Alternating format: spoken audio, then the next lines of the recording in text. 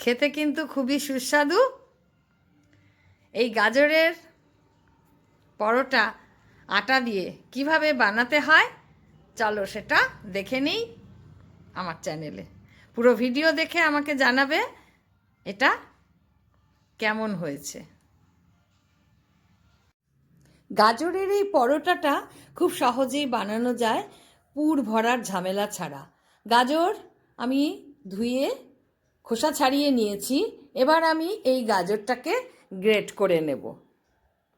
গ্রেটারের সাহায্যে এটাকে আমি গ্রেট করে নেব। এই পরোটা এটাকে রুটি হিসেবেও খাওয়া যায়, আটা দিয়ে বানানো, খুব সহজ, বেশি কিছু উপকরণ লাগে না।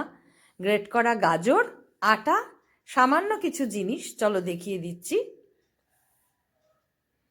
গাজরটা আমার গ্রেট করা হয়ে গেছে। এবার এটাকে আমি প্রেসার কুকারে সামান্য একটু জল দিয়ে সেদ্ধ করে নেব, খুব সামান্য জল দিয়ে।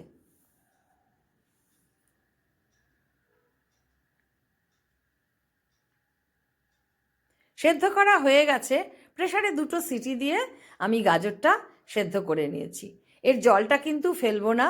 গাজর সেদ্ধ এবং জল সবটাই কিন্তু আমার আটা মাখার কাজে লাগবে। তোমরা যে যতগুলো খাবে সেই পরিমাণ মতো নেবে। আমি মোট 1.5 কাপ আটা নিয়েছি, 1 কাপ আর হাফ। এই যে হাফ কাপ আটা নিলাম। এটাকে প্রথমে আমি ময়ান দিয়ে নেব। এর জন্য আমি এই আটার মধ্যে দিয়ে দেব 1 টি চামচ গোলমরিচের গুঁড়ো। আমি আমার পরিমাণ মতন দিয়েছি, তোমরা যে যতটা নেবে সেই পরিমাণে ব্যবহার করবে। আর দেব সামান্য নুন। এর মধ্যে কিন্তু চিনির প্রয়োজন নেই, যেহেতু গাজর নিজেই খুব মিষ্টি, তাই কিন্তু এর মধ্যে চিনি লাগবে না। এবার দিয়ে দেব আমি সাদা তেল, 2 টেবিল চামচ মতন সাদা তেল আমি এই আটাটার মধ্যে দিয়ে দেব। এবারে লবণ, গোলমরিচের গুঁড়ো এবং সাদা তেল সব দিয়ে আমি আটাটাকে ভালো করে ময়ান দিয়ে নেব। ময়ামটা খুব সুন্দর দেওয়া হলে পরোটা বা রুটি যাই বানাও সেটা কিন্তু খুব নরম হবে। এইভাবে দিতে হবে যাতে মুঠি পাকিয়ে ধরলে দলা হয়, আবার ঝরঝর করে সেটা ঝরেও পড়ে। এইভাবে কিন্তু সুন্দরভাবে আটাটায় ময়াম দিয়ে নিতে হবে।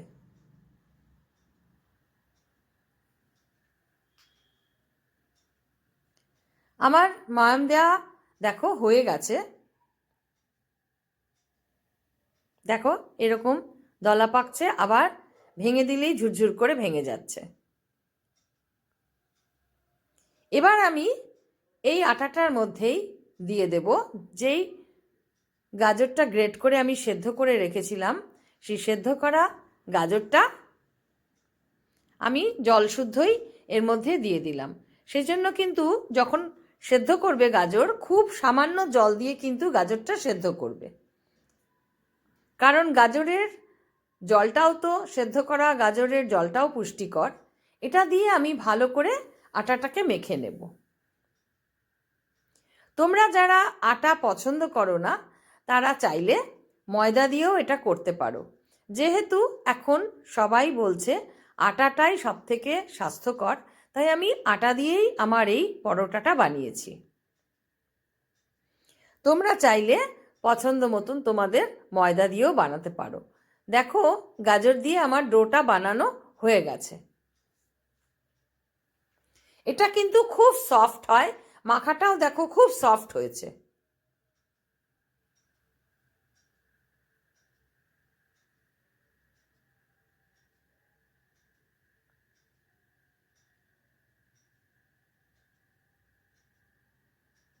হয়ে গেল আমার গাজর দিয়ে আটার ডোটা মাখা।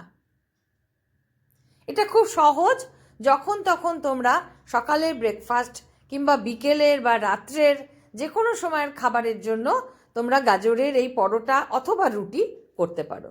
এবার আমি আটা দিয়ে লেচি কেটে নেব। এর মধ্যে কিন্তু আমি আর তেল ব্যবহার করব না। তেল দিলে আরও বেশি নরম হয়ে যাবে, তাই আমি আটা দিয়েই কিন্তু পরবর্তী সবটাই করব। লেচি কাটা এবং বেলা, এই যে গোল গোল করে আমি করে নিলাম, আমি আমার মাপ মতন করলাম।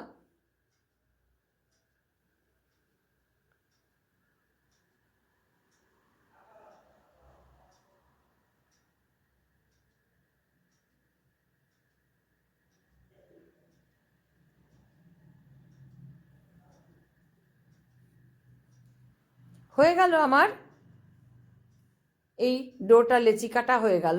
এবার আমি আটার সাহায্যেই কিন্তু এই লেচিগুলো বেলে নেব। তেল এটাতে ব্যবহার করলে বেশি নরম হয়ে যাবে, তখন কিন্তু খুব অসুবিধে হবে, তাই আটা দিয়েই আমি এটাকে বেলবো। পাতলা পাতলা করে রুটির মতনই কিন্তু বেলতে হবে।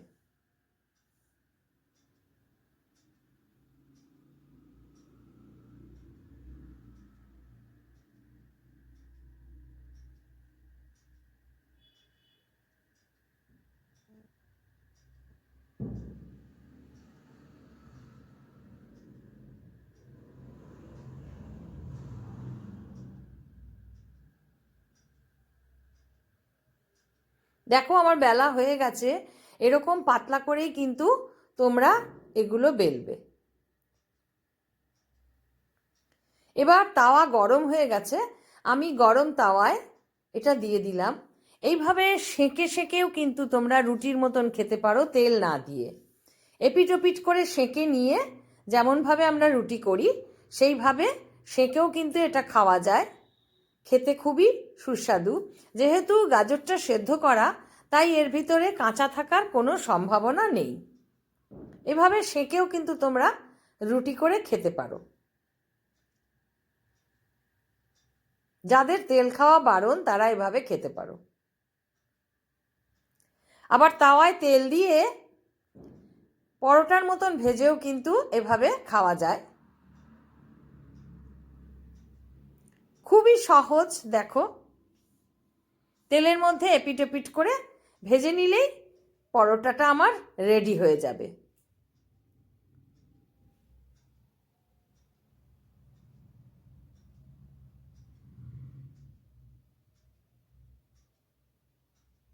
এতে তেল কিন্তু খুব সামান্যই লাগে, খুব বেশি তেল লাগে না এই পরোটাগুলো ভাজতে।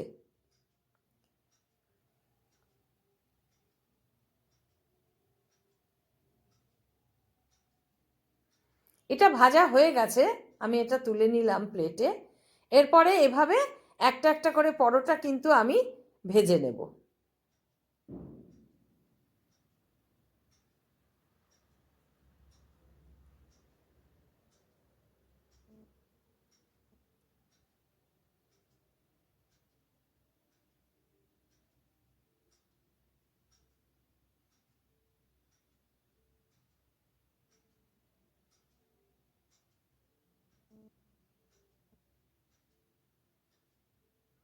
দেখো পরোটাগুলো আমার রেডি হয়ে গেল।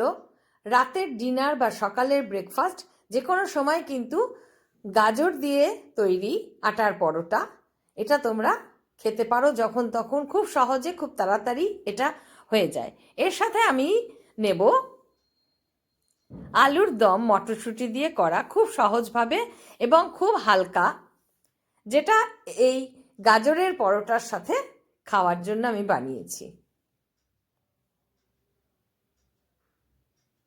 দেখো পরোটাটা কতটা নরম হয়েছে, খুব সফট এই পরোটাগুলো। বাচ্চা থেকে বড় সবাই কিন্তু এটা খেতে পারে। যারা আমার চ্যানেলে নতুন তারা কিন্তু অবশ্য আমার চ্যানেল সাবস্ক্রাইব করবে। ভিডিওটা পুরো দেখে আমাকে কিন্তু তোমরা জানাবে। এবার খেয়ে দেখি গাজরের রুটি, পরোটা যাই হোক, পরোটাই, তার সাথে আলুর দম দিয়ে, একদম নরম সফট।